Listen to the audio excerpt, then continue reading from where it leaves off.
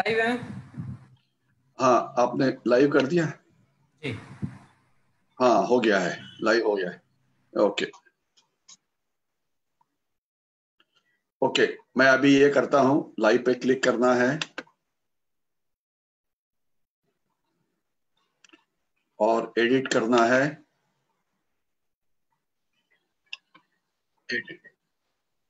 Edit video.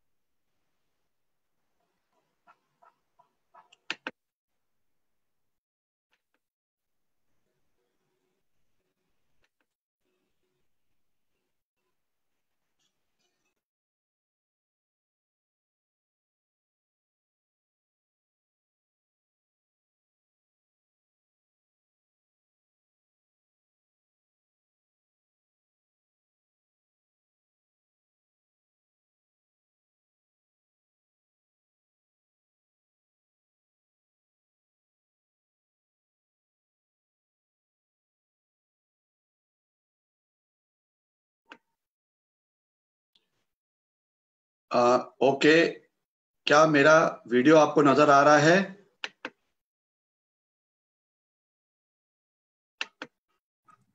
जी sir, all okay. Okay, अभी full screen नजर आ रही है? जी। Okay okay. जय हिंद। मैं ब्रिगेडियर हेमंत महाजन, स्वतंत्र वीर सावरकर फेसबुक लाइव में आपका स्वागत करता हूं। हम पिछले हफ्ते मिले थे और तभी हमने 26/11 के 12 साल के बाद देश की सागरी सुरक्षा की परिस्थिति कैसे है, इस विषय के ऊपर हमने बात की थी। इसके अंदर हमने ये बताया था कि हमारी जो सागरी सुरक्षा है, वहां पे जो 26/11 का हमला हुआ था वो कैसे हुआ था। नेशनल सिक्योरिटी गार्ड के जो कमांडोज है, उन्होंने उनको कैसे 10 में से 8 दहशतवादियों को मारा था। इसके बाद हमने ये देखा था कि जो उसके बाद जो इम्प्रूवमेंट हुई है, इसके अंदर कोस्ट गार्ड का क्या काम है, पुलिस का क्या काम है, नेवी क्या कर रही है और नेशनल सिक्योरिटी गार्ड क्या करती है, ये अलग अलग विषय के ऊपर हमने बात की थी। लेकिन सागरी सुरक्षा एक बहुत बड़ा विषय है, क्योंकि ये समझ में आना चाहिए कि आज अगर हमारी लैंड बॉर्डर्स दूसरे देशों के साथ अगर वो 16,000 किलोमीटर के आसपास है, तो यहाँ पे आप देखते होंगे कि जो हमारी कोस्ट लाइन है, ये कोस्ट लाइन का भी जो लंबाई है, ये तकरीबन 7,600 किलोमीटर इतना है। यानी कि कोस्ट लाइन हमारी जो है ये काफी बड़ी है। इतना ही नहीं, तो हमारे पास अंडमान निकोबार आइलैंड है, जो आपको यहाँ पे नजर आ रहे हैं। इसकी फिगर्स 572 आइलैंड है, जिसके अंदर 28 या 29 के ऊपर ही लोग रहते हैं। इसके बाद लक्षद्वीप और मिनिकॉय आइलैंड आपको यहाँ पे नजर आते होंगे कि जिसके 27 आइलैंड्स है, जिसके अंदर तकरीबन 7 या 8 आइलैंड्स के ऊपर ही लोग रहते हैं। इसके सिवाय हमारी कोस्ट लाइन के ऊपर हमारे 13 मेजर पोर्ट्स है। तो आज मैं बात करने वाला हूँ जो हमारे अलग अलग बड़े बंदर है। जवाहरलाल नेहरू पोर्ट ट्रस्ट है, इसके बाद त्रिवेंद्रम का बंदर है, चेन्नई है, उसके बाद विशाखापट्टनम है, पारादीप है, ये सब आप जानते हैं। तो इनकी रक्षा कैसे की जाए, इनके धोखे क्या होते हैं और उनकी रक्षा हम किस प्रकार से कर रहे हैं, इसके ऊपर भी हम बात करेंगे। इसके सिवाय जो हमारी आइलैंड टेरिटरीज है, अंडमान निकोबार आइलैंड, ये हमारी जो सीमा है, हमारा जो ईस्टर्न कोस्ट है, यहाँ से देखेंगे ये तकरीबन 1200 नॉटिकल माइल इतना दूर है। बल्कि जो इसका जो नीचे वाला एरिया है, यहाँ से जो इंडोनेशिया का एरिया है, ये तकरीबन 150 किलोमीटर के अंदर है। और इसका जो ऊपर वाला एरिया है, यहाँ से वो जो म्यांमार का एरिया है, वो भी 150-200 किलोमीटर के अंदर है। यानी कि दो देश हमारी मेन लैंड से इन आइलैंड्स को काफी पास में है। तो इनकी रक्षा कैसे की जाए, उनके धोखे कौन से हैं और उनकी रक्षा अभी हम किस प्रकार से कर रहे हैं, इसके ऊपर हम बात करेंगे। इसके सिवाय हमारे पास जो रिसोर्सेस होते हैं, यानी कि बोट्स होती है वगैरह, वो हमेशा कम पड़ेंगे। तो इंटेलिजेंस गैदरिंग के लिए हमने क्या करना चाहिए, ताकि अगर पता लगता है कि कोई शिप आने वाला है शत्रु का, तो अगर अच्छी इंफॉर्मेशन मिलती है तो उसे हम पकड़ सकते हैं।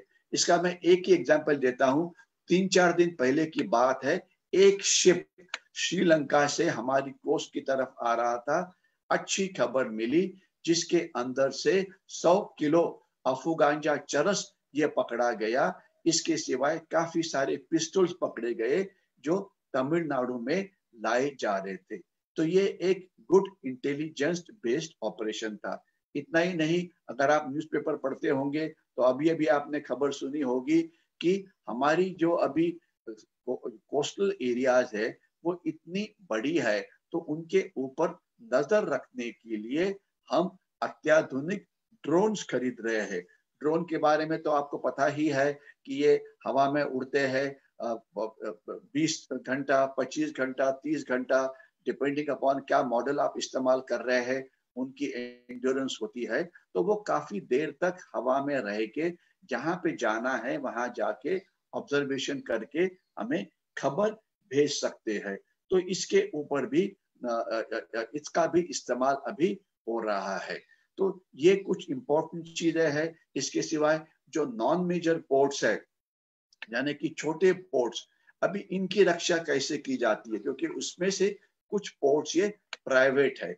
और जो हमारी एक्सक्लूसिव इकोनॉमिक जोन है, ये देखिए ये कितनी बड़ी है। और अगर उसमें आप EEZ भी डाल देते हो तो इसके बाद जो एरिया हमें समुद्र में मिलता है, जो हमारा है, वो हमारा जो लैंड एरिया है इससे ज्यादा है।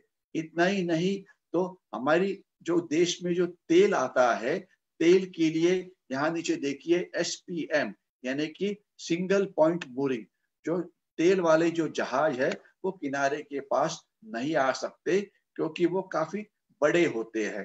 तो उनको दूर समुद्र में खड़ा किया जाता है, जहाँ पे पाइप के मदद से जो तेल है वो हमारी रिफाइनरीज में लाया जाता है। तो उनकी रक्षा कैसे करते हैं, ये सब विषय है जिसके बारे में हम बात करेंगे। मैं एक बार फिर बोलना चाहूंगा कि हमारी जो कोस्टल सिक्योरिटी है, इसके अंदर जो एरिया ऑफ जो रिस्पॉन्सिबिलिटी दिया हुआ है, मरीन पुलिस या जो कोस्टल पुलिस है, इन्हें 12 नॉटिकल माइल का एरिया हमारे शोर से दिया है। शोर यानी कि समुद्र किनारा, इसे बेसलाइन बोला जाता है। बेसलाइन ये लो टाइड जो मार्क होता है, इसके मुताबिक इसके ऊपर देखा जाता है। तो 12 नॉटिकल माइल तक जो पुलिस है वो पेट्रोलिंग करती है। 12 नॉटिकल माइल से 200 नॉटिकल माइल तक का जो समुद्र का एरिया है, वहां पे इंडियन कोस्ट गार्ड या तटरक्षक दल इसे देखता है। और उसके बाद का जो एरिया है इसे देखने के लिए हमारी जो इंडियन नेवी है वो देखती है। तो अभी ये जो सिक्योरिटी फोर्सेस है वो किस प्रकार से देखते हैं, उनके पास बोट्स है, उनके पास एयरक्राफ्ट है, उनके पास हेलीकॉप्टर्स है, उनके पास ड्रोन्स है, उनके पास रडार्स है, उनके पास एआईएस की तरफ से वो देखते हैं। तो अलग अलग तरीके हैं जिससे वो समुद्र के ऊपर अपना जो ध्यान है वो ध्यान देते हैं। तो इस तरह से हमारा जो अभी सर्वेलेंस है ये काफी अच्छा हुआ है। लेकिन शत्रु जो होता है हमेशा कुछ ना कुछ नई चीज करते ही रहता है। तो इसलिए हमने अभी हमारे सामने और नई चैलेंज क्या आएगी और इस चैलेंज को हम किस प्रकार से फेस करेंगे ये आपने देखना चाहिए। तो मैं अभी आगे जाता हूँ। आगे शायद ये मेरा जो लैपटॉप है ये हैंग हो रहा है, तो इसलिए मैं देखता हूं कि किस प्रकार से मैं आपको ये करूं। लेकिन तब तक जब तक मैं मेरी प्रेजेंटेशन को आगे ना बढ़ा सकूं तब तक मैं ये बोलना चाहूंगा कि हमारी जो सिक्योरिटी फोर्सेस है इस सिक्योरिटी फोर्सेस के अंदर ये जो तीन जो मैंने दी हुई है वो तो मैंने अभी बताया, नेवी है, कोस्ट गार्ड है। लेकिन ये जो CISF है ये कहाँ पे होती है? तो जो बड़े पोर्ट्स होते हैं उसकी सुरक्षा CISF यानी कि सेंट्रल इंडस्ट्रियल सिक्योरिटी फोर्स के पास होती है। इसके पास पुलिस का तो आपको पता ही है कि पुलिस क्या करती है, आइडेंटिटी कार्ड चेक करती है, लाइसेंस चेक करती है वगैरह। इसके सिवाय डिपार्टमेंट ऑफ फिशरीज होता है। डिपार्टमेंट ऑफ फिशरीज क्या होता है? जैसे कि हमारी गाड़ी का रजिस्ट्रेशन करने के लिए RTO होता है, तो वैसे डिपार्टमेंट ऑफ फिशरीज का काम है जो फिशिंग बोट्स है उनकी रजिस्ट्रेशन की जाए, उनका पूरा डेटा रखा जाए। जैसे गाड़ी को लाइसेंस होता है इस प्रकार का लाइसेंस पहले फिशिंग बोट को नहीं होता था, उनके रजिस्ट्रेशन नंबर नहीं होते थे। लेकिन जब से हमने सागरी सुरक्षा की तरफ ध्यान देना शुरू किया है तो अभी इनको आइडेंटिफिकेशन मार्क दिया है। हर एक बोट के ऊपर जिस डिस्ट्रिक्ट को वो बिलोंग करते हैं उसके मुताबिक फ्लैग होता है, उसका कलर कोड होता है, उसका रजिस्ट्रेशन होता है, उनके जो फिशरमैन है उनको डॉक्यूमेंट दिए जाते हैं। तो ये सब काम चेक करने का होता है डिपार्टमेंट ऑफ फिशरीज का। एयरफोर्स जो है, एयरफोर्स का काम यह है कि उनके पास बड़े सर्वेलेंस एयरक्राफ्ट है। जैसे आप देख रहे हैं हैदराबाद के पास एक एयरफील्ड है, वहां से टेक ऑफ करते हैं। और पिछले हफ्ते की बात आपने सुनी होगी कि हमारी एयरफोर्स की विमानों ने तकरीबन 3-4 हजार किलोमीटर दूर जाके शत्रु के जहाज के ऊपर हमला किया था। यानी कि हमारी एयरफोर्स की कैपेबिलिटी है कि हिंद महासागर और पैसिफिक के अंदर अगर चाइना या पाकिस्तान के साथ हमने लड़ना है तो उनके ऊपर हम हमला कर सकते हैं। नेक्स्ट जो है वो है BSF का वाटर विंग। BSF वैसे देखा जाए तो दो जगह पे तैनात है। एक तो भारत बांग्लादेश बॉर्डर जिसकी वो रक्षा करता है, जहां पे रक्षा इंप्रूवमेंट होने की जरूरत है क्योंकि बहुत सारे बांग्लादेशी आज हमारे देश में घुसे हुए हैं। तो इसी प्रकार से जो BSF है दो जगह पे जहां पे समुद्र और जमीन एक दूसरे को मिलती है वहां पे उनकी वाटर विंग है। एक तो है रन ऑफ कच्छ के अंदर जहां जो मार्शी एरिया है वहां पे उन्होंने फ्लोटिंग BOP तैयार की है।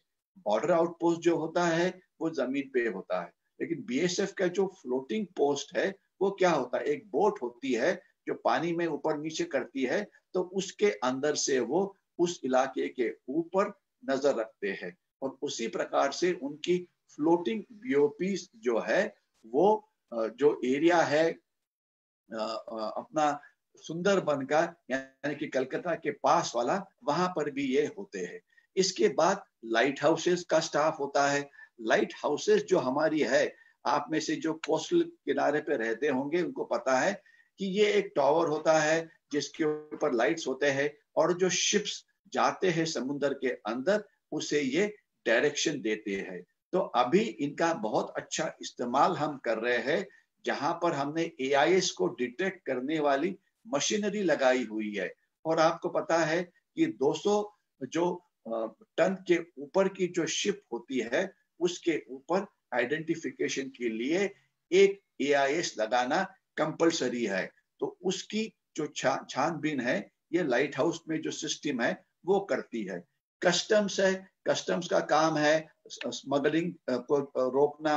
कस्टम्स का काम है कि जहां जहां फॉरेन ट्रेड होता है दूसरे देश के साथ, और 70-80 हमारे पास पोर्ट्स है जहां पे ये होता है, तो जो सामान वहां पे आता है उसको चेक करना क्या वो कायदे के मुताबिक है कि नहीं, उस पर एक्साइज वगैरह किया है कि नहीं वगैरह। तो कस्टम्स भी एक इम्पोर्टेंट काम है। इसके सिवाय आपको और कुछ लोग यहाँ पे नजर आएंगे। आप ये ऊपर देखिए, हमारे यहाँ पे इमिग्रेशन भी होता है। ये देखिए इमिग्रेशन, कि अगर वहां से कोई अपने देश में आना चाहता है तो उससे चेक करने का काम इमिग्रेशन का होता है। पोर्ट ट्रस्ट के बारे में तो आप जानते ही है, इतनी बड़ी बड़ी पोर्ट्स होती है तो उनका एडमिनिस्ट्रेशन, उनकी सिक्योरिटी ये उनके पास है। और पोर्ट की सिक्योरिटी आज का मेरा विषय भी होगा। DG शिपिंग यानी कि डायरेक्टर जनरल शिपिंग, हमारे जितने भी शिप्स होते हैं उसे हमारे देश में रजिस्टर करना पड़ता है। तो उनकी पूरी इंफॉर्मेशन ये DG शिपिंग के पास होती है। इसके सिवाय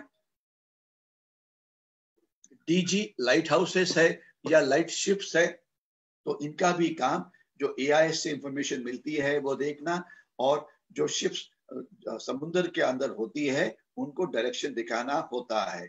इसके सिवाय डिपार्टमेंट ऑफ फिशरीज है। आज आपको पता होना चाहिए कि हमारे पास तकरीबन 3 से 3.5 लाख अलग अलग प्रकार की फिशिंग वेसल्स है जो समुद्र में फिशिंग के लिए जाती है। तो उनके ऊपर नजर रखने का काम इस डिपार्टमेंट ऑफ फिशरीज से होता है। इसके बाद है DG हाइड्रोकार्बन, यानी कि हमारे समुद्र के अंदर जो गैस निकलता है, वहां से पेट्रोलियम प्रोडक्ट निकलते हैं, तो इसे कंट्रोल ये DG हाइड्रोकार्बन करते हैं। और आपको पता है हमारी 2 जगह है जहां पे हमें काफी गैस और तेल मिलता है। एक तो है जिसका नाम है बॉम्बे हाई, वहां पे बहुत सारे ऑयल प्लेटफॉर्म्स है जो आपने देखे होंगे जो तेल लगाने के काम में लगे हुए हैं। तो इसके सिवाय जो नेक्स्ट जो चीज है वो है इकोनॉमिक एजेंसी। हमारे पास इकोनॉमिक एजेंसी काफी है, जिसके अंदर इकोनॉमिक एजेंसीज के अंदर आप देखेंगे तो रेवेन्यू इंटेलिजेंस है। इसके सिवाय इनके इकोनॉमिक ऑफेंसेस विंग है। स्टेट की अपनी इकोनॉमिक एजेंसीज होती है, सेंटर की अपनी इकोनॉमिक एजेंसीज होती है। तो ये एजेंसीज काफी होती है जिनका काम होता है कि कोई भी इकोनॉमिक जो ऑफेंसेस है इसके ऊपर नजर रखना, ये उनका एक इम्पोर्टेंट काम होता है। इसके सिवाय अगर आप देखेंगे कि बहुत सारे शिपिंग एजेंट्स वगैरह होते हैं, एनर्जी ऑपरेटर्स होते हैं। आजकल होता क्या है कि शिप में इंपोर्ट्स होता है, एक्सपोर्ट होता है, तो उनके काफी सारों के एजेंट्स, उनकी फर्म्स, उनके गोडाउन्स वगैरह ये सब होते हैं जिनका एडमिनिस्ट्रेशन भी हमें ठीक तरह से देखना पड़ता है। तो ये शिपिंग ये जो मिनिस्ट्री है ये इसका काम करती है। तो ये जो अलग अलग लोग है कि जो हमारे कोस्ट लाइन के ऊपर सरकार के डिपार्टमेंट्स है, हमारी वो सेंट्रल गवर्नमेंट के पास है, स्टेट गवर्नमेंट के पास है, कुछ प्राइवेट एजेंसीज है। ये सभी एजेंसीज का हमारी देश की सागरी सुरक्षा को मजबूत रखने में अपना अपना काम है। इसके सिवाय ये देखिए नेक्स्ट आपको जो नजर आ रहा है कि इसे इंटेलिजेंस एजेंसीज बोला जाता है।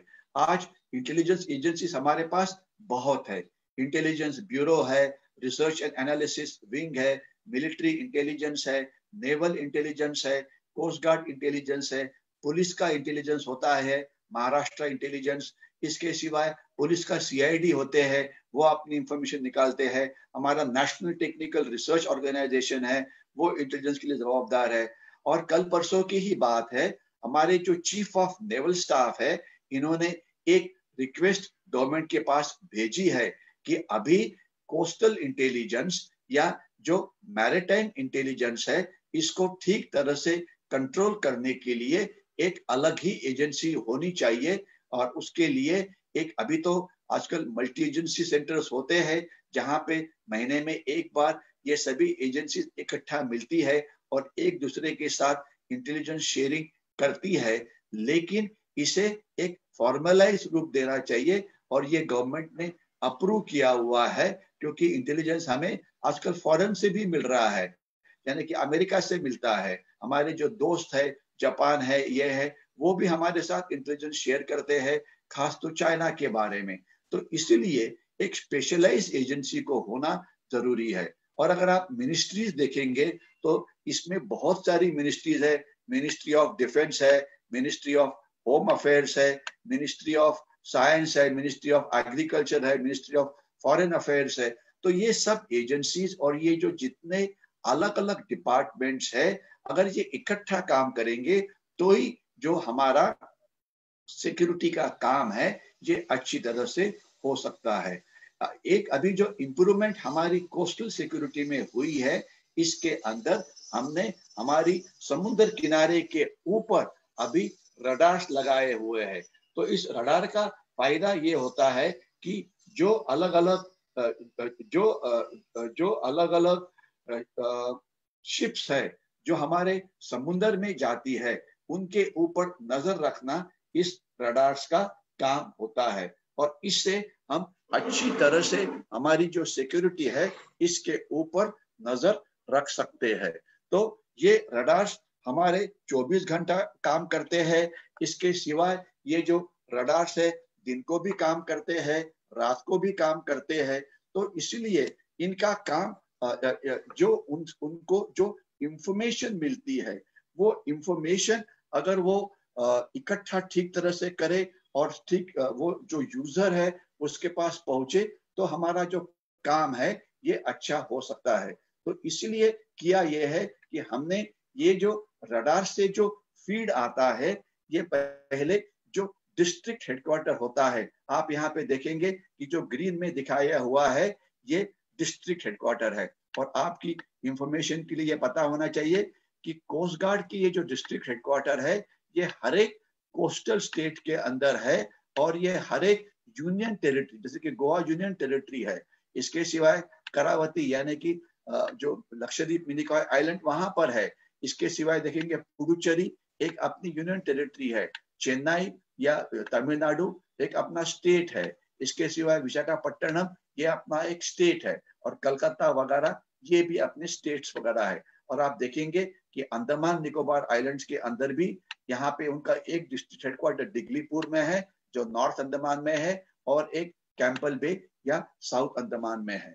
तो इसलिए जो रडार का फीड है, जो एआईएस का जो फीड है, उनसे जो खबर मिलती है, ये खबर पहले डिस्ट्रिक्ट हेडक्वार्टर में आती है, उसके बाद जो जॉइंट ऑपरेशनल सेंटर है जो मैन किया जाता है, उसमें इंडियन नेवी है, कोस्ट गार्ड है, पुलिस के भी रिप्रेजेंटेटिव आपको वहां पे नजर आएंगे, वहां से जेओसी में जाते हैं। हमारे 4 जेओसी है। एक तो है मुंबई में, अगर आप मुंबई के कभी बंदर में गए होंगे तो वहां पे नेवल हेडक्वार्टर में आपको ये मिल जाएगा, एक मुंबई में है। उसके बाद दूसरा जो है वो कोची में है, तीसरा जो है वो विशाखापट्टनम में है, और चौथा जो है वो अर्थात पोर्ट ब्लेयर या अंडमान निकोबार के आइलैंड में है।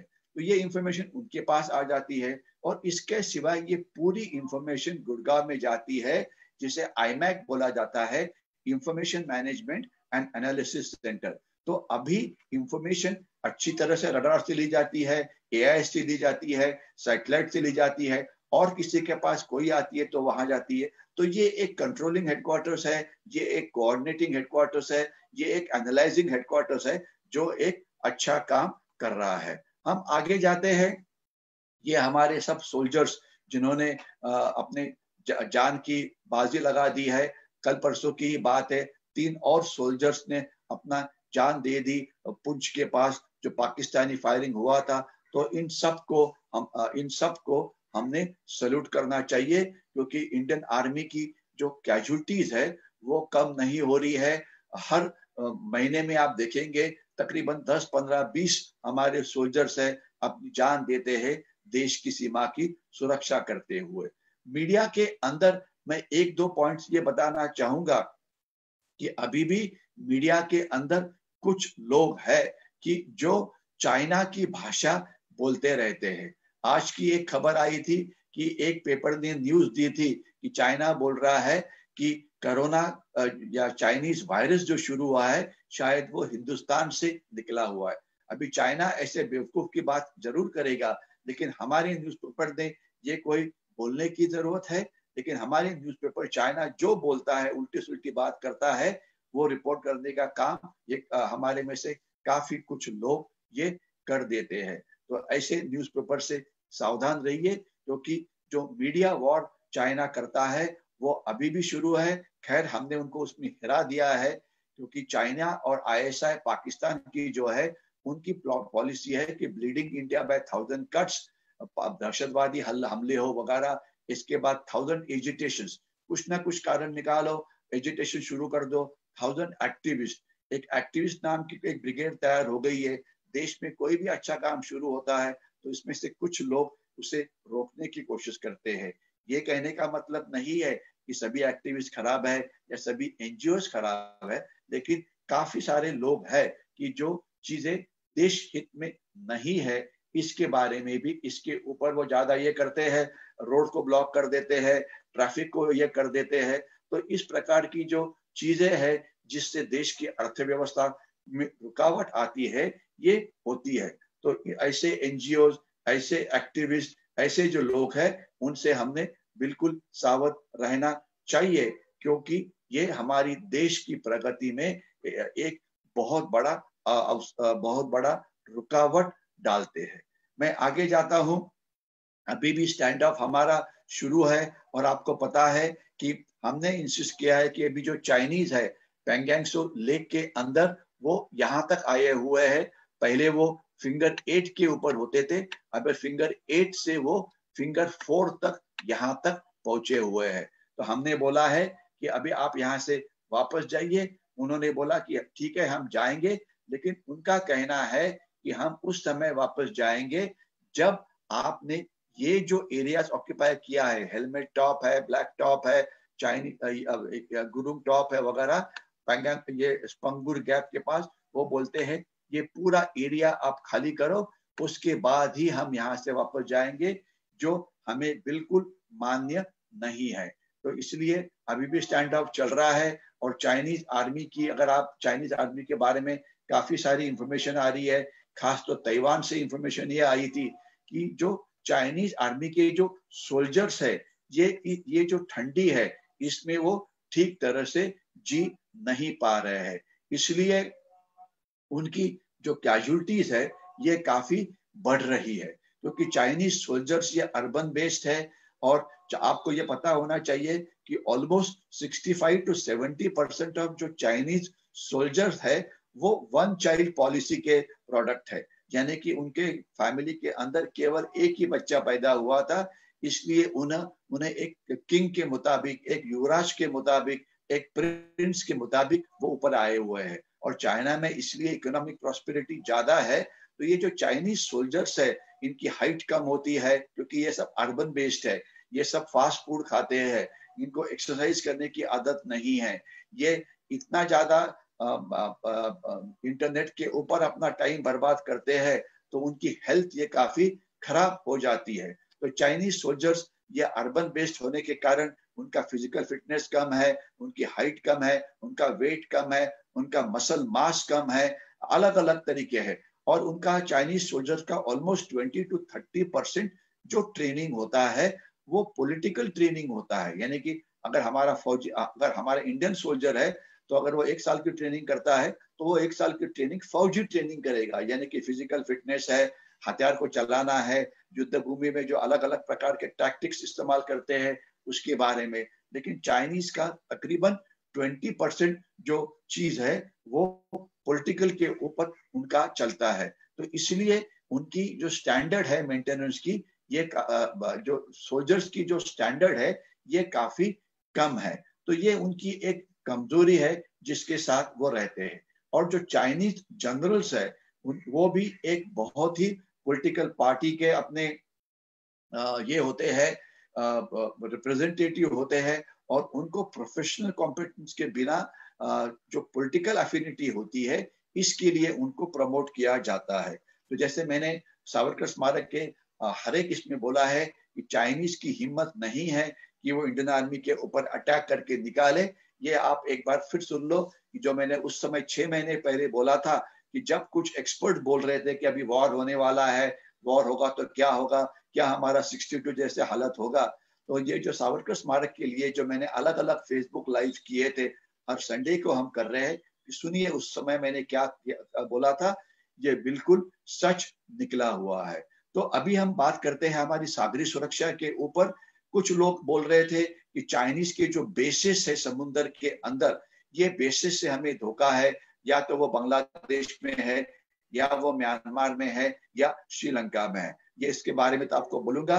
अभी आप आज की ही बात है कि हमारे जो national security adviser Ajit Doval आज श्रीलंका में है, जहां पे हमारा और श्रीलंका का जो मैरीटाइम कोऑपरेशन यानी कि कोस्टल कोऑपरेशन जो है वो बढ़ रहा है, और इसके साथ ही मालदीव को भी हमने साथ में लिया हुआ है। इतना ही नहीं तो म्यांमार में हमारे chief of army staff general Naravane ने मीटिंग की थी, और म्यांमार अभी दहशतवादी विरोधी अभियान म्यांमार में हमारे साथ हमेशा करता रहता है।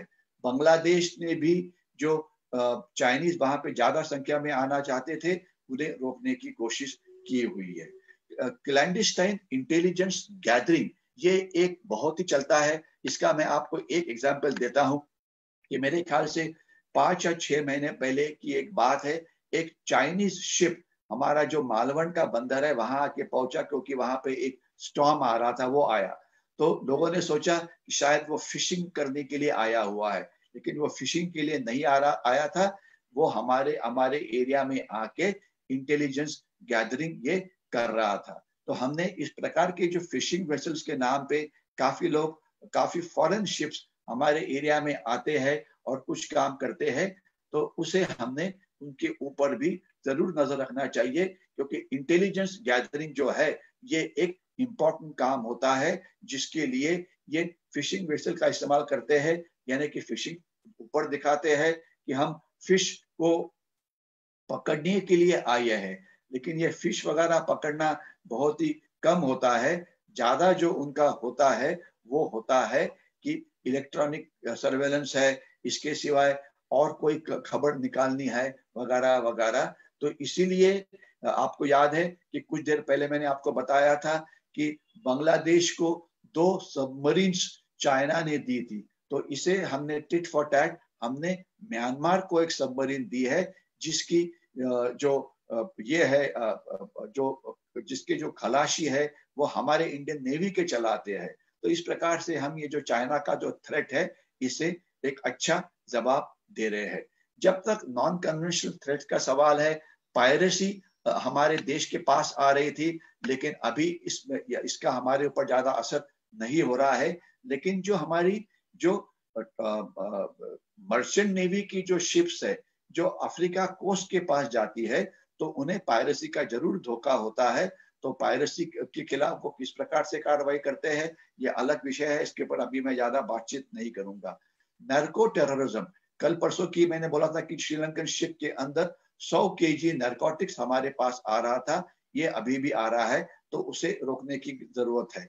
इसके सिवाय दहशतवादी है, इंसर्जेंट्स है, पायरेट्स है, क्या वो हमारे जो अनऑक्यूपाइड आइलैंड्स है, या तो वो अंडमान निकोबार के इसमें हो या लक्षद्वीप और मिनिकॉय के इसमें हो, तो क्या वहां आते हैं वो, और यहाँ क्या उसका वो इस्तेमाल ट्रांजिट के लिए करते हैं?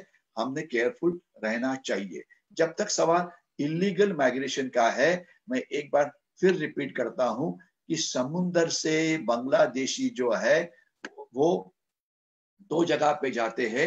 एक वेस्ट बंगाल का एरिया, क्योंकि वहां पे उन्हें बहुत ही सपोर्ट मिलता है, आओ जाओ घर तुम्हारा, वहां पे बहुत सारे एजेंट्स है जो उन्हें अंदर आने में मदद करते हैं।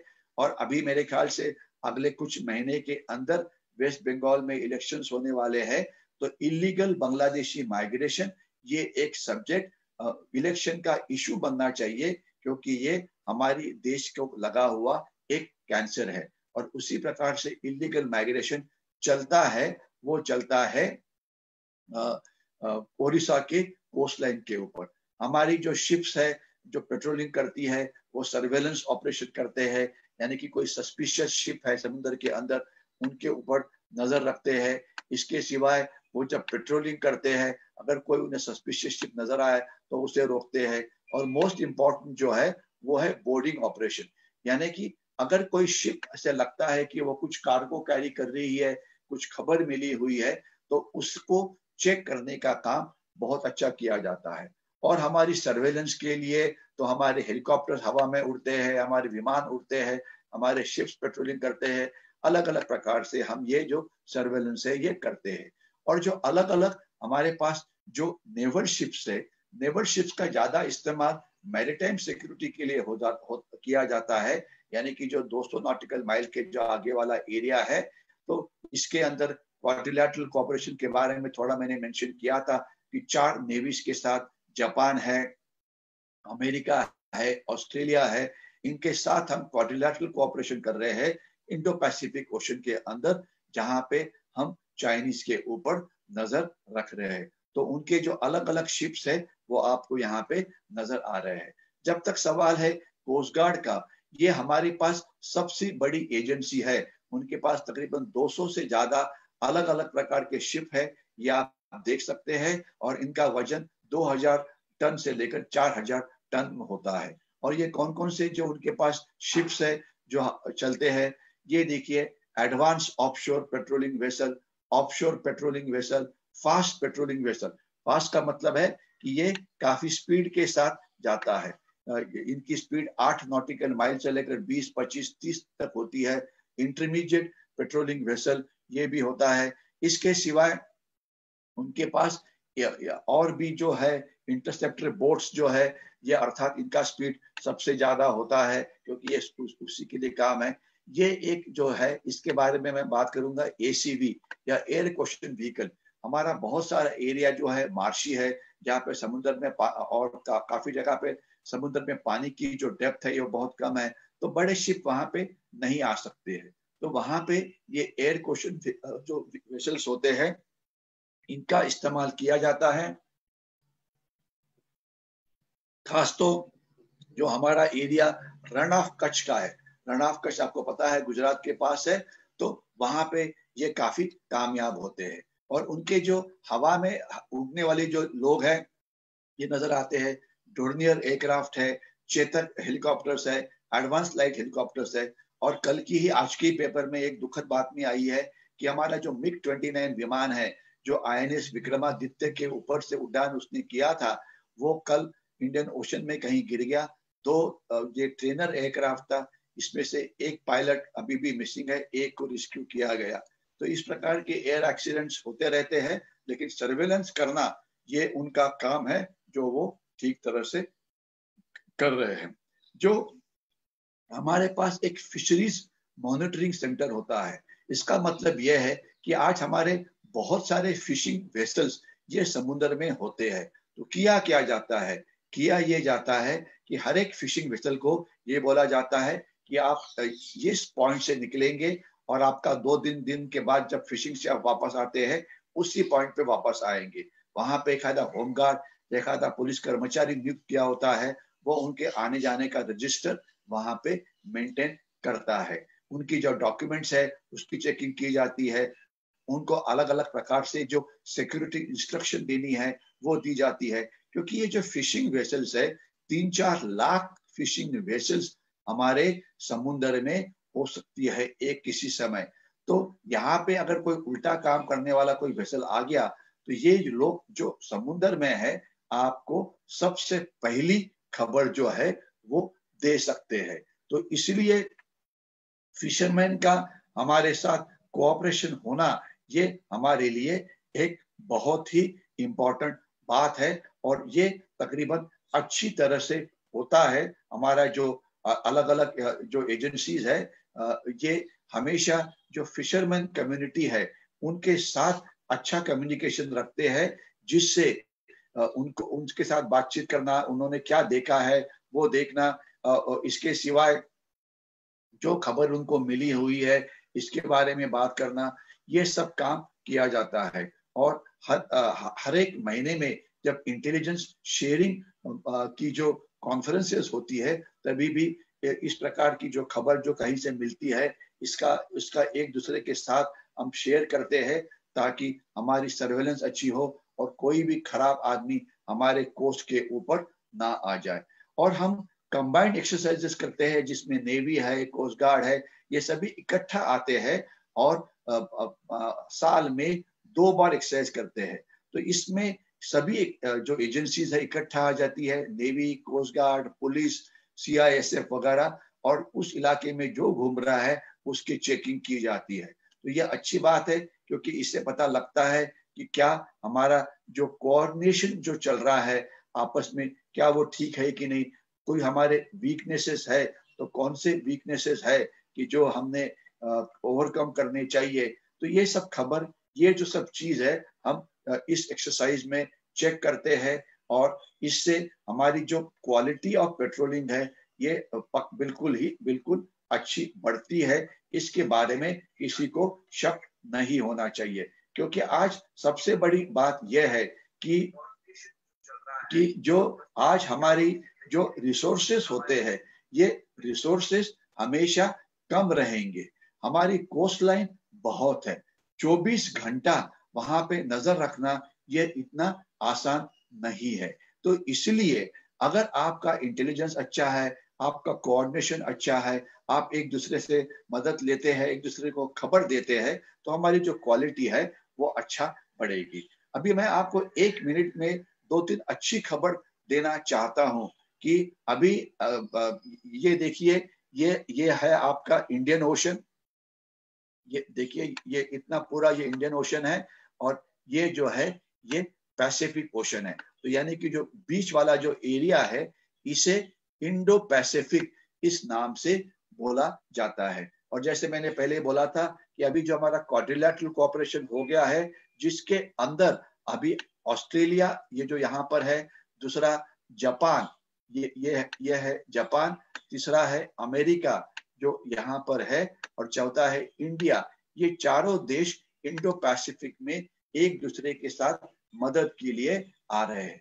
इतना ही नहीं, तो ये जो साउथ ईस्ट एशिया के जो देश आपको यहाँ पे नजर आ रहे हैं, साउथ वियतनाम नजर आ रहा है, ये आपको यहाँ पे साउथ वियतनाम है, यहाँ पे फिलीपींस है, तो इनको भी हमने इसमें लिया हुआ है। इसका फायदा यह है कि इन सब को हम इकट्ठा करें तो चाइना के खिलाफ हम हमारा एक अच्छा अलायंस तैयार करते हैं। और आज की अच्छी खबर यह है कि जब अभी मैं बात कर रहा हूं, इसी समय चाइना के फॉरेन मिनिस्टर ये पहली बार जापान में गए थे। जापान में जाने के बाद उनका उद्देश्य ये था कि अभी जब से ये चाइनीज वायरस शुरू हुआ है, कोई भी देश जो चाइना के जो शी जिनपिंग है, उनको अपने देश में बुलाने के लिए तैयार नहीं है, क्योंकि 130-140 देश है जो चाइना के खिलाफ गए हुए हैं। तो ये चाइना के शी जिनपिंग वो जापान का दौरा करना चाहते थे, लेकिन जापान ने उनको मना कर दिया है। उल्टा जापान ने उनको बोला है कि आप जो काम कर रहे हैं वो हमें पसंद नहीं है, साउथ चाइना समुद्र में आपकी जो दादागिरी है वो पसंद नहीं है। और अच्छी बात यह है कि हमारे इंडियन नेवी का बजट हम कितना बढ़ाए, इसके लिए लिमिटेशन होती है, क्योंकि आज हमारे देश की सबसे बड़ी प्रॉब्लम क्या है, हमारे देश में काफी लोगों के पास पैसा तो है, लेकिन जो लोग टैक्स भरते हैं, ये लोग प्रमाण ये बहुत ही कम है। बड़ी कारें हैं, बड़े फ्लैट्स है, बड़ी प्रॉपर्टी है, लेकिन टैक्स फिर भी नहीं भरने वालों की संख्या ये बहुत ज्यादा है। तो इसलिए हमारी खुद की मिलिट्री ताकत बढ़ाना हमारे लिए आसान नहीं है, क्योंकि सरकार को और सारी जो वेलफेयर जो कमिटमेंट्स होती है उससे भी निभाना पड़ता है। तो ऐसे समय कुछ इनोवेटिव आइडियाज का इस्तेमाल करना चाहिए। तो अभी इनोवेटिव आइडिया का इस्तेमाल हमने ये किया है कि ऑस्ट्रेलिया कि जो एक चुपचाप बैठा हुआ देश था, क्योंकि ऑस्ट्रेलिया का अगर आप देखेंगे कि ऑस्ट्रेलिया ऐसे जगह पर है कि उससे कोई मिलिट्री थ्रेट तो कोई नजर आ ही नहीं रहा है, इतने एक कॉर्नर में जाके बैठा हुआ है। लेकिन अभी ऑस्ट्रेलिया का और चाइना का झगड़ा शुरू हो गया है। अभी ऑस्ट्रेलिया ने हर साल अपना बजट 40% बढ़ाने का फैसला किया है, यानी कि हम हमारे शिप्स खरीदने के बदले अभी ऑस्ट्रेलिया अपनी नेवी बढ़ाएगी और हमारे साथ कोऑपरेशन करेगी। सिमिलरली जापान कभी भी अपना डिफेंस बजट बढ़ाने के लिए तैयार नहीं था, अभी उन्होंने भी अपना बजट बहुत बढ़ाया हुआ है।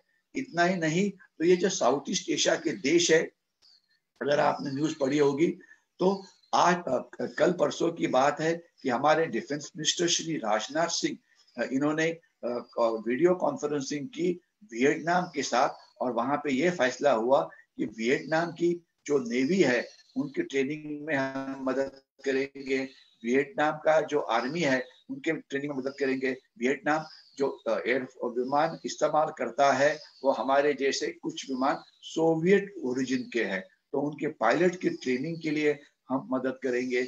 इसके सिवाय जो ब्रह्मोस नाम का जो विमान है, हम उसे पेपर में आया हुआ अपनी पढ़ाई होगा कि ये जो विमान है, हम ये जो मिसाइल है हम फिलीपींस को बेचने वाले हैं। ये पहली बार होगा कि एक बहुत ही अच्छा जो एक मिसाइल जो हमने बनाया हुआ है हम किसी और देश को बेच रहे हैं। अच्छी बात है ये, इससे हम उन देशों की ताकत बढ़ाने में मदद करेंगे। और आपको पता है कि ब्राह्मोस जो हम फिलीपींस को दे रहे हैं ये मैरीटाइम वर्जन है, यानी कि फिलीपींस की जो नेवी है उसका इस्तेमाल कर सकती है। वो इस्तेमाल किसके खिलाफ करेगी? ऑब्वियसली चाइना के खिलाफ। तो इसके लिए किसी के मन में कोई डाउट नहीं होना चाहिए। जो फेक इंडियन करेंसी नोट्स आ रही है, जो ड्रग्स आ रहे हैं, इसे रोकना काफी डिफिकल्ट हो गया है।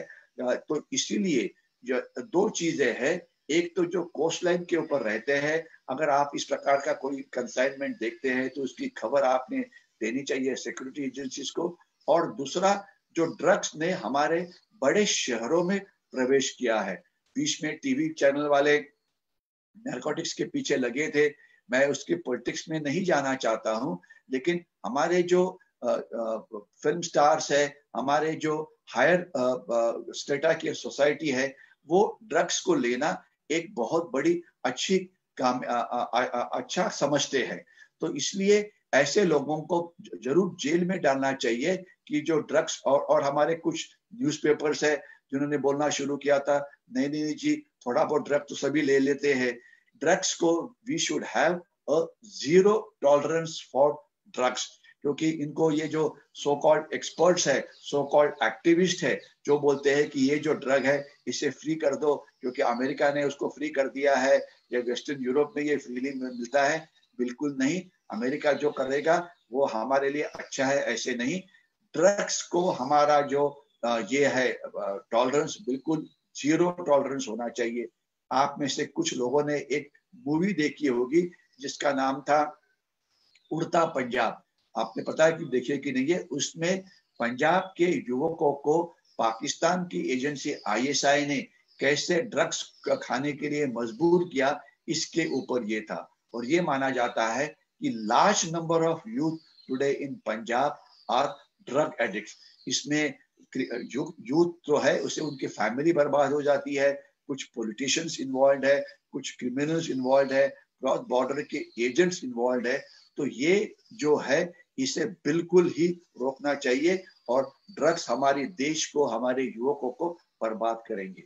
ये है एरिया महाराष्ट्र का, शेखाड़ी का, जहाँ पर 93 ब्लास्ट के अंदर रायगढ़ के समुद्र किनारे पे जो एक्सप्लोजिव थे, ये एक्सप्लोजिव यहाँ पे उतारे गए और उसके बाद ये मुंबई में लाए गए और 93 ब्लास्ट में ये हुए थे।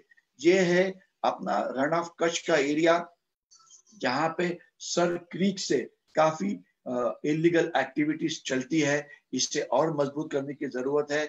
इसे जो है हमारे बॉर्डर सिक्योरिटी फोर्स, उन्हें और अलर्ट रखना पड़ेगा। इंटेलिजेंस एजेंसीज को अपने कान और आंख खुले रखने पड़ेंगे। उस इलाके में जो फिशरमैन है उनकी भी मदद लेनी पड़ेगी। और यहीं पर हमारी जो इंटरनेशनल बॉर्डर है पाकिस्तान के साथ, वो मिलती है। और पाकिस्तान हमेशा हमारे कुछ फिशरमैन को पकड़ के पाकिस्तान में ले जाता है। शायद कुछ फिशरमैन गलती से जाते हैं, कि किसी को पाकिस्तान पकड़ता है, तो ये काम है हमारी सिक्योरिटी एजेंसीज का, खास तो कोस्ट गार्ड और नेवी का, कि इस प्रकार से हमारे जो फिशरमैन है वो पाकिस्तान उन्हें ना पकड़े। क्योंकि कारण ये होता है कि किसी भी समय, आज अगर आप बात करेंगे, आज अगर आप चेक करेंगे, तो तकरीबन 200-250 हमारे फिशरमैन आज भी पाकिस्तान के कस्टडी में होंगे। इसे पाकिस्तान इस्तेमाल करता है, उनको एजेंट बना के 10% लोग अंडर प्रेशर ये काम करते हैं। और आपको पता है कि 26/11 का जो हमला हुआ था, जिसमें दहशतवादियों ने कुबेर नाम की हमारी बोट का इस्तेमाल किया था, तो ये बोट का जो कैप्टन था, ये एक प्रिजनर था पाकिस्तान के अंदर, और शायद पता नहीं उसने उसके लिए काम किया होगा। एग्जैक्ट खबर तो सिक्योरिटी एजेंसीज ही बता सकती है। लेकिन इस प्रकार से हमारे फिशरमैन उनको पास नहीं पकड़े जाने चाहिए, और अगर वो पकड़ते हैं तो हमने टिट फॉर टैट के लिए पाकिस्तान के जो फिशरमैन है ये पकड़ने चाहिए। मैं आगे जाता हूं। यही एरिया था, इस इलाके के अंदर मेरे ख्याल से यहीं पे कहीं पे हमारी कोस्ट गार्ड ने जो ड्रग्स आ रहे थे श्रीलंका से, ये पकड़े थे, और उन्होंने बोला था कि ये ड्रग्स पाकिस्तान ने शायद दिए थे, और ये जो पाक बे है यहाँ पे काफी स्मगलिंग चलती है, तो इसके ऊपर और नजर रखने की जरूरत है। स्टेट मैरीटाइम बोर्ड जो है, इनका काम महत्व का है, खास तो सिक्योरिटी का काम। और जो हमारे पोर्ट्स है उनको सिक्योरिटी करने का काम CISF का है। वहां पे कैमरे लगे हुए हैं, वहां पे इंटेलिजेंस एजेंसीज काफी एक्टिव है। लेकिन ये जो बड़े पोर्ट्स है, और खास तो जो इंटरनेशनल पोर्ट्स है, यहाँ से इलीगल ट्रेड होता है। अभी देखिए, इस प्रकार के जो कंटेनर्स है, इस कंटेनर के अंदर सामान आता है दूसरे देश से। अभी इसके अंदर क्या है कोई बोल नहीं सकता, क्योंकि उसे चेक करना इतना आसान नहीं है। लेकिन इंटेलिजेंस है, स्कैनिंग है, अलग अलग प्रकार है, जिसका इस्तेमाल करते हुए ये देखा जाना चाहिए कि ये जो सामान इसमें ला रहे हैं वो वाउचर के मुताबिक है, ये कोई इलीगल चीज नहीं ला रहे हैं। क्योंकि चाइना हमारे कुछ जो देशद्रोही तत्व है उनका इस्तेमाल करता है। और समझ लीजिए कि अगर इखारे ने डिक्लेयर किया कि मैंने 1 करोड़ का सामान इस कंटेनर्स में लाया हुआ है, इसके अंदर एक्चुअली होता है 10 करोड़ का सामान, यानी कि 9 करोड़ इलीगली अपने देश में आ जाता है, जो जिसके ऊपर वो कोई टैक्स नहीं भरते हैं। तो हमारी रेवेन्यू इंटेलिजेंस है, हमारे कस्टम्स है, हमारे इंटेलिजेंस एजेंसीज है, हमारे CISF है, जो अलग अलग शिपिंग के एजेंट्स है, इन्होंने अच्छा काम करना चाहिए। और हमारा जो ह्यूमन एलिमेंट है, हमारे जो लोग सिक्योरिटी फोर्सेस के हैं, अगर उनके दिल में देशभक्ति है, देश प्रेम है, तो इस प्रकार की इलीगल ट्रेड या स्मगलिंग रोकने में वो मदद कर सकते हैं। और यही मेजर पोर्ट्स है जहां पे काफी बार एक्सीडेंट्स हो जाते हैं। एक्सीडेंट्स इसलिए कि यहाँ पे शिपिंग डेंसिटी काफी ज्यादा होती है। एक हमारी कुछ साल पहले की बात है, ये एक हमारी नेवल शिप मुंबई हार्बर में सिंक हो गई, क्योंकि उसका एक दूसरे वेसल के साथ एक्सीडेंट हो गया, और हमारी हजारों करोड़ रुपए की एक शिप वहां पे सिंक हो गई। तो इसलिए जो ट्रैफिक कंट्रोल हमारे मेजर पोर्ट्स में होता है, इसमें हम व्हीकल ट्रैफिक मैनेजमेंट सिस्टम का इस्तेमाल कर रहे हैं, जिससे हमारा इस प्रकार के एक्सीडेंट ये नहीं होने कम करने चाहिए।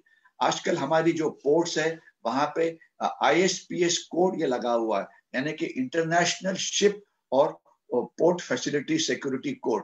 ये इंटरनेशनल मैरीटाइम जो ऑर्गेनाइजेशन है, उन्होंने इसकी गाइडलाइन दी है। उन्होंने ये बोला है कि कोई भी शिप जो इंटरनेशनल ट्रेड करती है, उन्होंने किस प्रकार से सिक्योरिटी रखनी चाहिए अपनी, और कोई भी पोर्ट जो इंटरनेशनल ट्रेड करता है उसकी सिक्योरिटी कैसे होनी चाहिए। यानी कि वहां पे सिक्योरिटी ऑफिसर होना चाहिए, उसको बाउंड्री लाइन होनी चाहिए, वहां पे सिक्योरिटी गार्ड होना चाहिए, वहां पे सर्वेलेंस होना चाहिए, वहां पे CCTV कैमरे होने चाहिए, वहां पे यानी कि एक किसी भी एरिया की सिक्योरिटी किस प्रकार से करना है ये उन्होंने बताया हुआ है।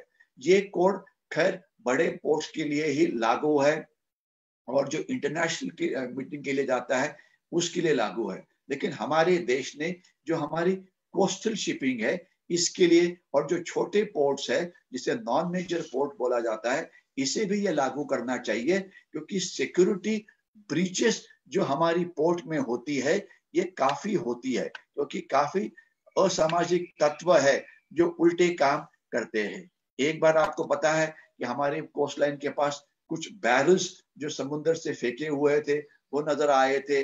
अलग अलग प्रकार से उल्टा काम किया जाता है। तो जब तक पोर्ट के अंदर काम करने वाला हर एक कर्मचारी अपने कान और आंख खुला नहीं रखता है, जब तक सिक्योरिटी कल्चर ये हर एक एजेंसी में नहीं आता है, तब तक ये बड़े पोर्ट्स का जो कॉस्ट, जो सिक्योरिटी करना इतना आसान नहीं है। इसके सिवाय जो हमारे ऑफशोर एसेट्स है, यानी कि ऑयल रिग्स है, बॉम्बे हाई के अंदर है, वहां पर भी बहुत अलग अलग प्रकार का थ्रेट हो सकता है। देखिए कि ऑफशोर में एक आपका बड़ा ऑयल रिग है, कोई मच्छी मार का बोट आके उससे टकराता है तो हजारों करोड़ रुपए का जो आपका रिग है ये खराब हो सकता है। तो नेवी का वहां पे काम है, उनके वहां पे पेट्रोलिंग वेसल्स है जो उस इलाके में पेट्रोलिंग करते हैं, जो फिशरमैन को वहां से अलग रखते हैं। इसके सिवाय काफी सारे प्राइवेट ऑपरेटर्स काम करते हैं। अभी जैसे हमारे कंटेनर टर्मिनल है, ये हमेशा कोई ना कोई प्राइवेट ऑपरेटर हैंडल करता है, क्योंकि उनकी एफिशिएंसी ये अच्छा होती है, तो उनके ऊपर भी नजर होना चाहिए। और पोर्ट प्राइवेट हो, मेजर हो, माइनर हो, उसकी सिक्योरिटी एजेंसी, सिक्योरिटी जो है वो गवर्नमेंट के पास ही होनी चाहिए, क्योंकि वहां पे उल्टे काम ये हो सकते हैं। लेकिन सिक्योरिटी का मतलब ये नहीं है कि जो इंटरनेशनल ट्रेड जो चल रहा है इसे आप स्लो करो, क्योंकि अगर आप उसे स्लो करते हैं तो आपका कॉस्ट ऑफ लैंडिंग ये बढ़ जाता है। अभी मैं आइलैंड सिक्योरिटीज के बारे में बात करूंगा, अंडमान निकोबार आइलैंड्स और लक्षद्वीप आइलैंड्स। अभी जैसे मैंने पहले बोला था कि अंडमान आइलैंड्स में 572 आइलैंड है, जहां पे केवल 36 आइलैंड्स है जिसके ऊपर लोग रहते हैं, और उसी प्रकार से जो 36 आइलैंड लक्षद्वीप के है उसमें 10 आइलैंड के ऊपर लोग रहते हैं। तो ये हमारे लिए एक बहुत ही अच्छा सिक्योरिटी आउटपोस्ट है। स्वतंत्र वीर सावरकर जी ने बोला था कि यहाँ पे रहेंगे हमारे कोस्ट लाइन से 1200 किलोमीटर दूर हम हमारी देश की रक्षा कर सकते हैं।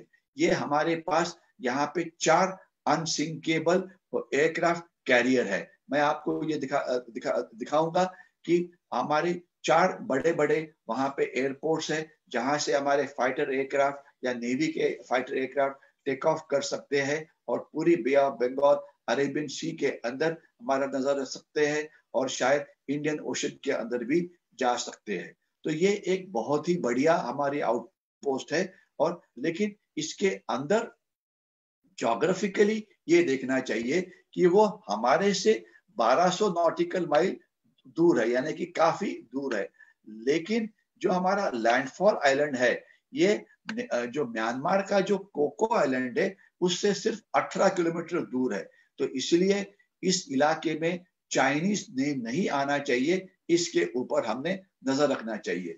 और जो हमारा सदर्न मोस्ट टिप है, जिसे कैंपर बे बोला जाता है या जिसे इंदिरा पॉइंट बोला जाता है, तो ये जो इंदिरा पॉइंट जो है ये सिर्फ 160 किलोमीटर दूर है इंडोनेशिया से। और अभी एक अच्छी खबर ये आई है कि अभी हमने ये जो पास वाले कंट्रीज है उनके साथ अंडमान निकोबार की एफिशिएंसी को बढ़ाने के लिए उनके साथ ट्रेड शुरू किया है।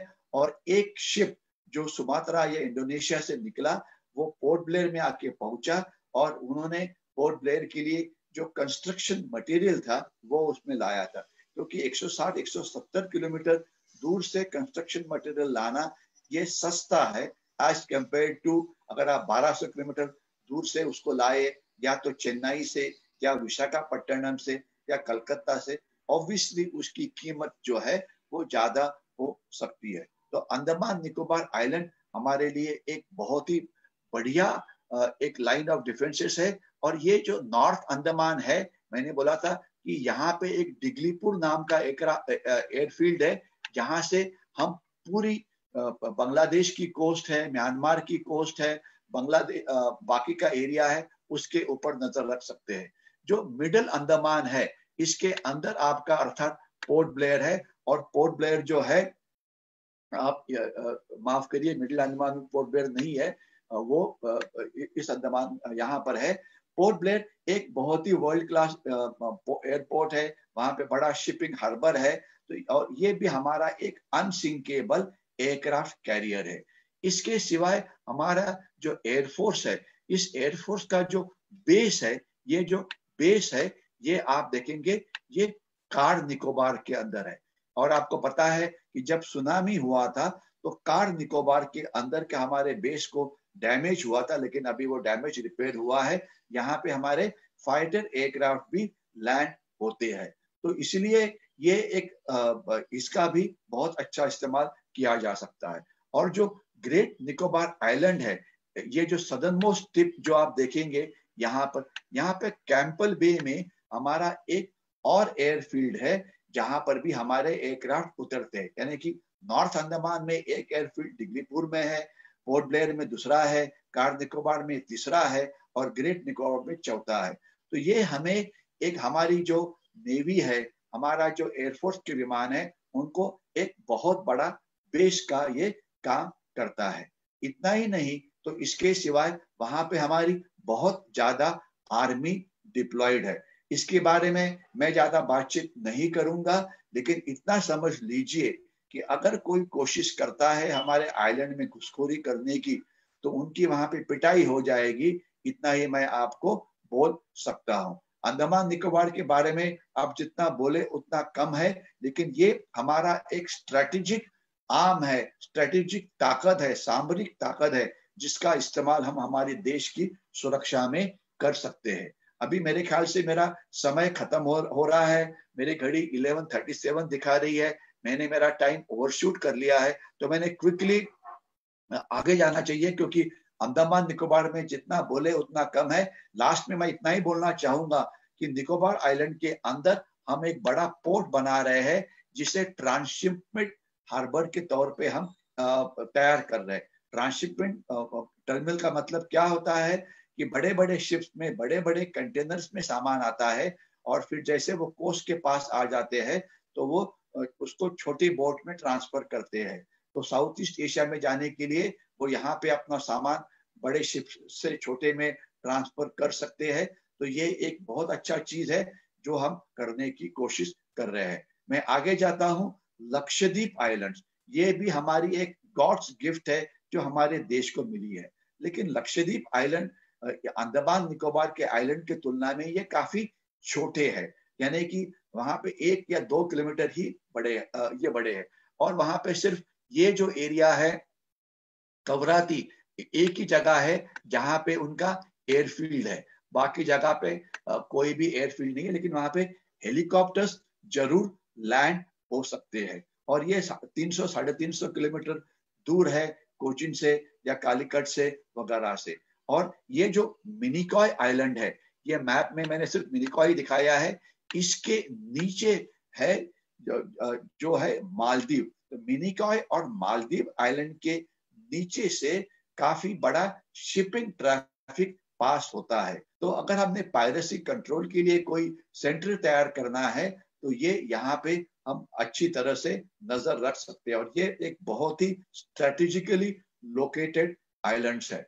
अभी मैं तुरंत आगे जाता हूं और इतना ही बोलना चाहूंगा कि ये एक बार आपको फिर याद दिल के कि ये जो चाइना क्लेम कर रहा था कि उनका ग्वाडार में एक पोर्ट बेस है, उनका श्रीलंका में है। तो श्रीलंका में जो उनका बेस है वो अभी उसका कोई उनको फायदा नहीं है। चितगांव में जो बेस है उसका भी उसको कोई फायदा नहीं है। चितगांव सॉरी यहाँ पर है।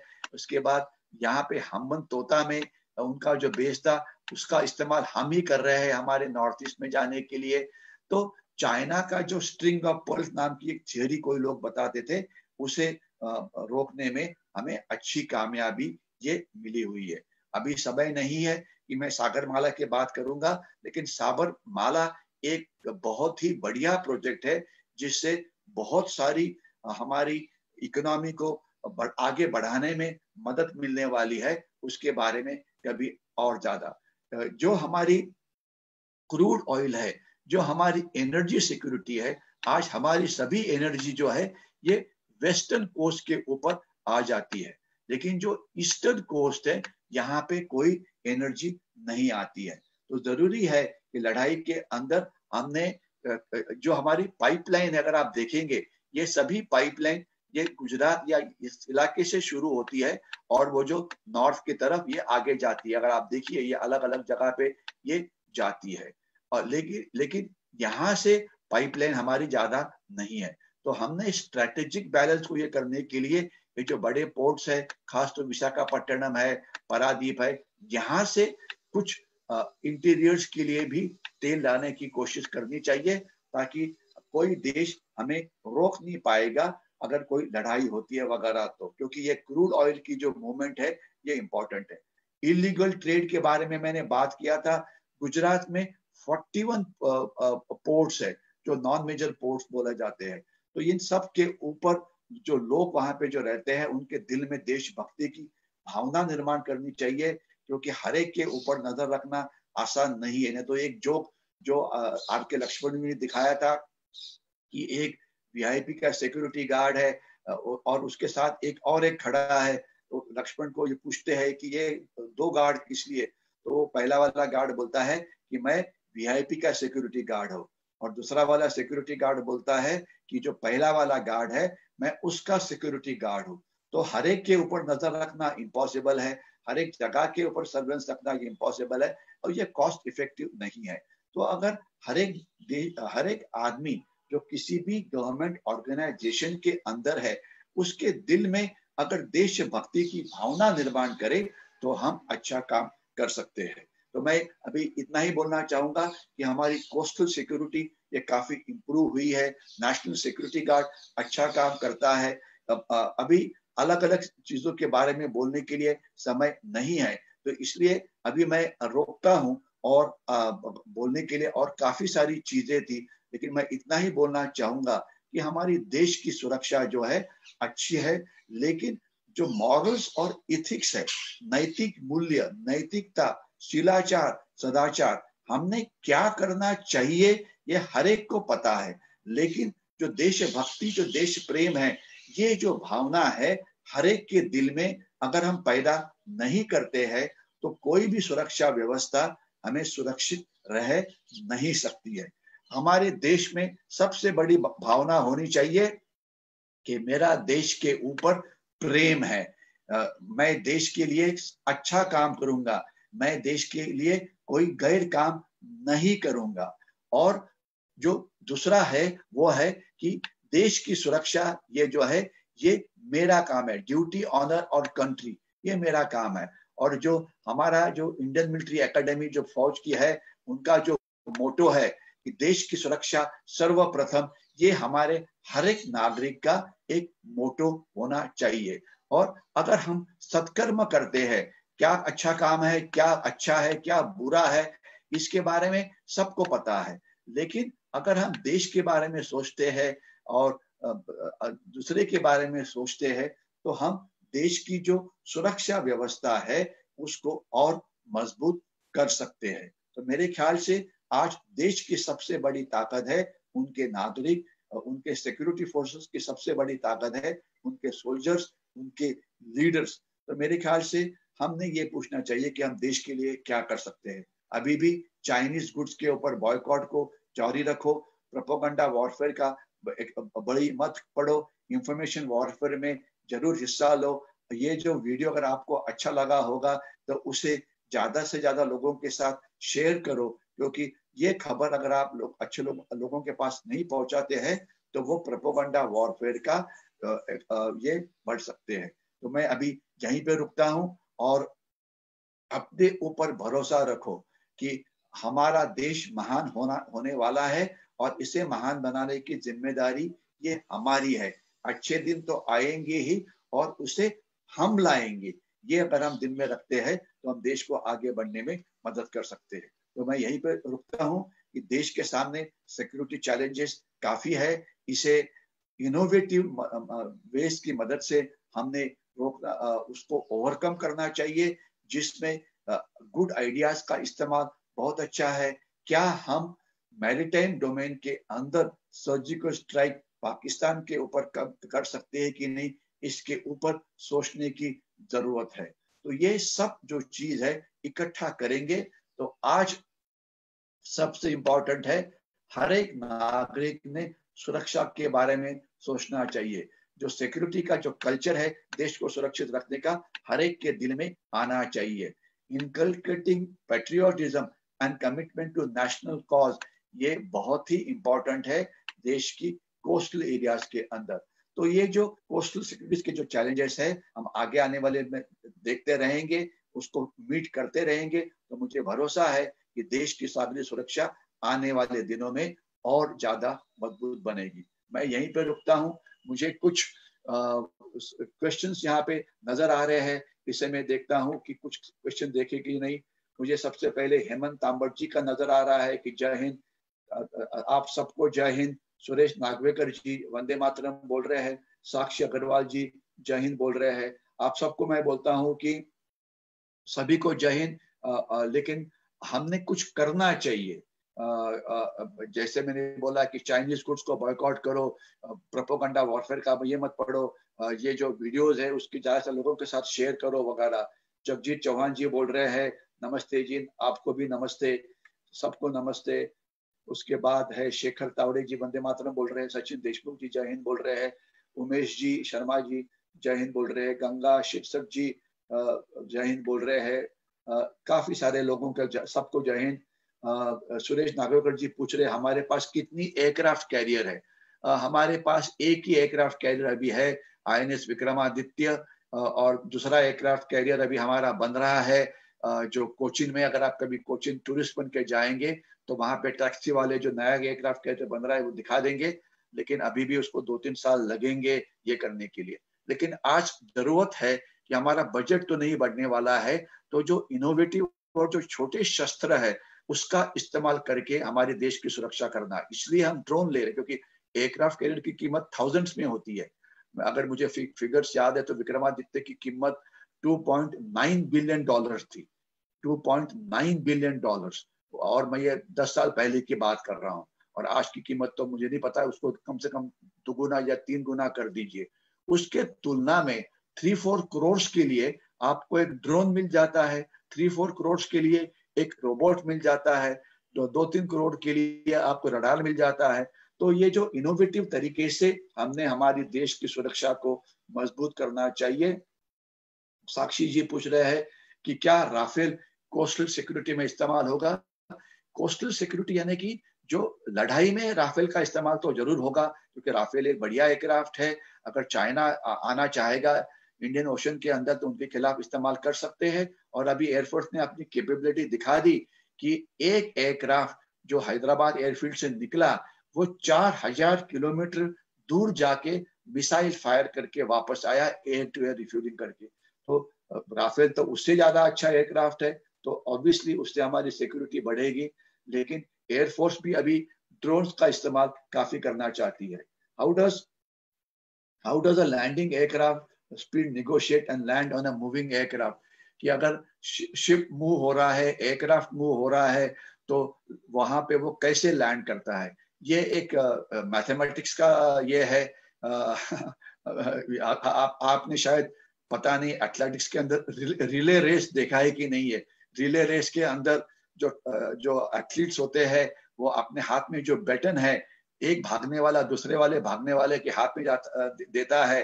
दोनों की स्पीड जब इकट्ठा होती है, दोनों एक दूसरे पास में आते हैं तो वो हो जाता है। तो ये होता है, उसके लिए एक मैथमेटिकल कैलकुलेशन है, प्रैक्टिस की जरूरत पड़ती है। वो कोई प्रॉब्लम नहीं, लेकिन उसमें जो पायलट की ट्रेनिंग बहुत ही अच्छा करने की जरूरत है। तो मेरे ख्याल से अभी रुकने का समय आ गया है। आपने काफी अच्छी लोगों ने देखा है, बहुत सारे सवाल पूछे हैं, तो मैं यहीं पे रुकता हूँ और हम आगे वाले संडे को फिर मिलेंगे। तब तक जय हिंद। लेकिन ज्यादा से ज्यादा लोगों के साथ ये जरूर शेयर करिए, ये मैं लास्ट रिक्वेस्ट करके रोकता हूँ। एक बार फिर से जय हिंद।